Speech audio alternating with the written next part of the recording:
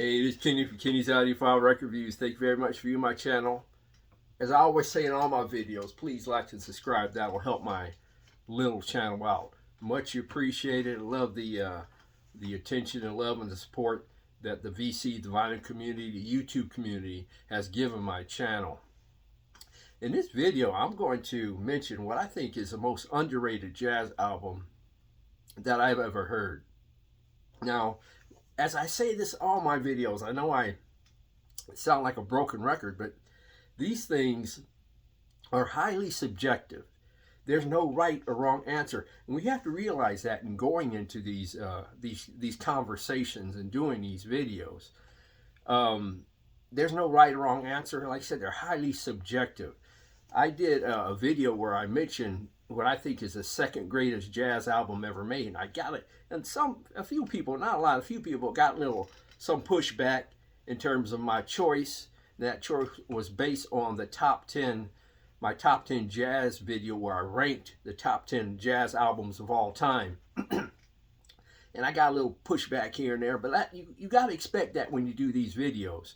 When I do these videos, I realize that there is a safe choice where you're making a choice to appease an audience. And then there's an honest choice where you're being honest and true to yourself. I always try to pick the path. Matter of fact, I shouldn't say try, I do. I pick the path where I'm being honest and true to myself, regardless if the audience is going to give me some pushback. You always have to be honest and true to yourself and let the chips lie where they lie. I can defend myself in a debate better when I'm being honest and true to myself and being honest with my audience and giving you my honest views and assessments on certain topics. Otherwise, the audience is going to see right through you, and they're not going to take you seriously. So even if I get some pushback from my audience, I'm always going to take the path of being honest and true to myself, whether the audience likes it or not. I can't help what the audience likes.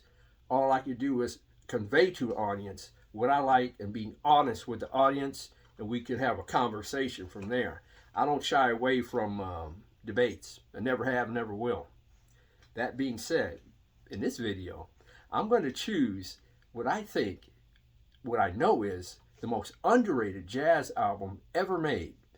I did a video on this album before. It was early in my YouTube posting venture, and some of my older videos don't get any hype and attention of the newer videos, so I thought I would explain it better and highlight it more since my audience has grown a little bit since then. What I think is the most underrated jazz album ever made. Please leave your opinions in the comment section below. Like I said, it's easy to take these safe choices to appease an audience. It's easy to pick a choice from Miles Davis, Horace Silver, Dave Brubeck, Stan Getz, Art Blakey, and many of these jazz greats.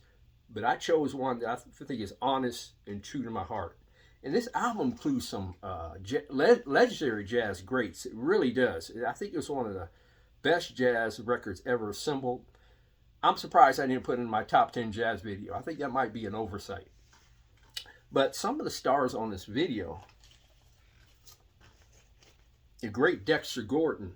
I should say some of the greats on this record that I'm about to mention in a minute. Dexter Gordon is on the record.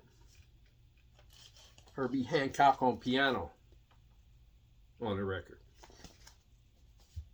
Matter of fact, this is a Herbie Hancock venture, I should say. It's not a Herbie Hancock record per se, but you'll see what I mean when I show you the record. Wayne Shorter, the great Wayne Shorter, is on this album. Bobby Hutcherson, the great vibes player, legendary vibes player, is on the album. This is John McLaughlin on one of his Mahavishnu Orchestra albums, but he's on this album as a guitar player. On bass, Ron Carter is on the album. Chet Baker is on the album, trumpet and vocals. The great Chet Baker. Tony Williams, one of the great jazz drummers of all time is on this album. The great Freddie Hubbard is on this album. I mean, this album is full of stars. There are Billy Higgins drums, Bobby McFerrin vocals, Lonette McKee vocals, Pierre Michelot, underrated bass player. Matter of fact, he's on this Dexter Gordon record. Cedar Walton's on the record on piano. And the album that I'm referring to, the album that I think is the most underrated jazz album of all time, is also a motion picture soundtrack album. But it's a jazz album nonetheless. For sure. Round Midnight is the album. And it's from the movie Around Midnight. Before I get to this album, the movie is also the greatest movie I've ever seen. I wish I could do a video on movies. That would be cool. But it's a music channel. And so people expect me to talk about records and stuff. But one of my passions is the movies, the cinema, especially older movies. This is the greatest movie ever seen. Followed closely by a magnificent, underrated movie called Where Eagles Dare that starred Clint Eastwood and Richard Burton. I saw that movie when I was 8 years old, and that movie was the greatest movie I've ever seen. From 1968, that's when that movie was first released. When my family saw it, my father picked the movie, we saw it as a family. I thought it was the greatest and coolest movie I ever seen. Up until 1986, when this movie came out. This is the best movie ever seen, followed by Where Eagles Dare, that was issued in 1968. This album, like I said, includes legendary stars. It's a fantastic jazz album with great balance, great grooves, great compositions. Herbie Hancock won at the Oscars, Academy Awards in 1986, I believe, for Best Original Score. Dexter Gordon, who acted in this movie, he had the lead role in this movie, was nominated for Best Actor in 1986. He did not win, but he did a fantastic job. Matter of fact, a lot of the musicians that I mentioned are in the movie. And they have some great jazz club scenes with a lot of these musicians that I just mentioned. Like, you know, there's this scene where you see John McLaughlin just playing in a jazz club, playing guitar. Herbie Hancock on piano. Dexter Gordon, tenor saxophone. Pierre Michelot on bass. And they're just playing in a jazz club, and it's so cool. Chet Baker did not appear in the movie. He was just on the album. Matter of fact, he was in a great movie called, gosh, I forgot the name of the movie. It was a documentary called Let's Get Lost that featured Chet Baker. And it's a fabulous documentary about Chet Baker around that time of his life. That's one of my favorite documentaries.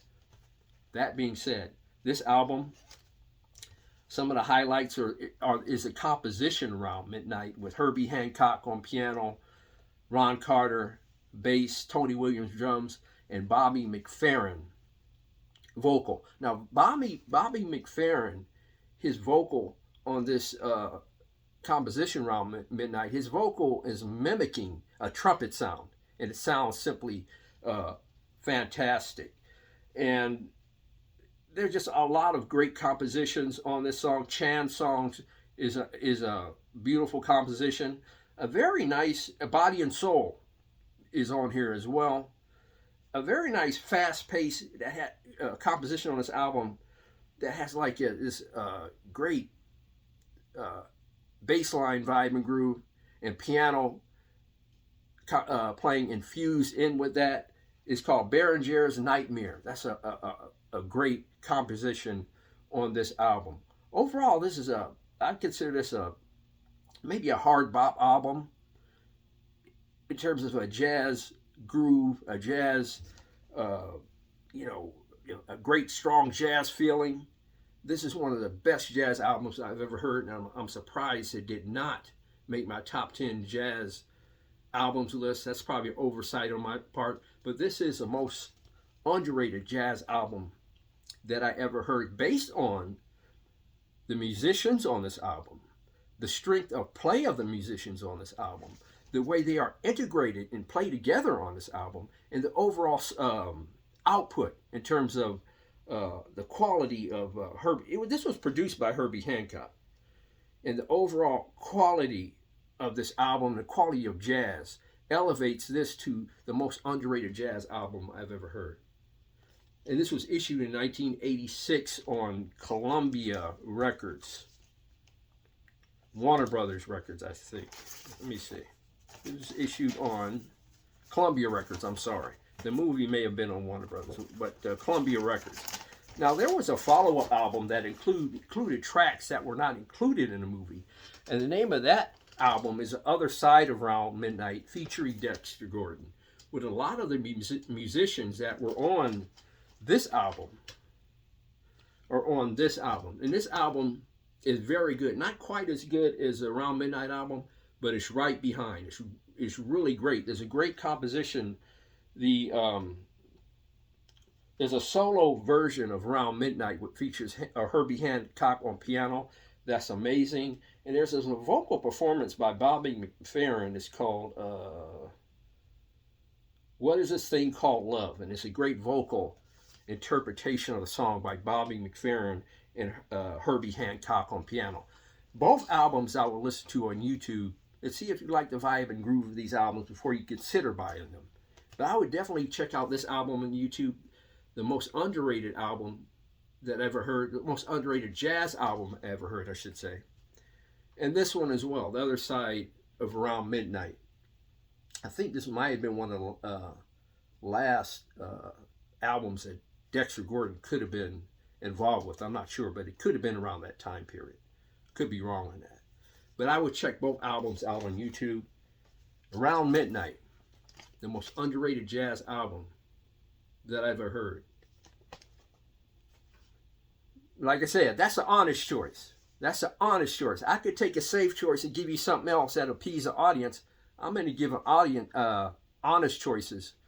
You know, and if I'm getting pushback from an audience, I'm going to have to deal with that. At least I'm standing on solid ground in terms of my defense, because I'm being honest. This is how I truly feel. But please leave your most underrated jazz album that you ever heard in the comment section below. And please like and subscribe. Thank you very much for viewing my video. God bless, strong love, and keep the peace worldwide.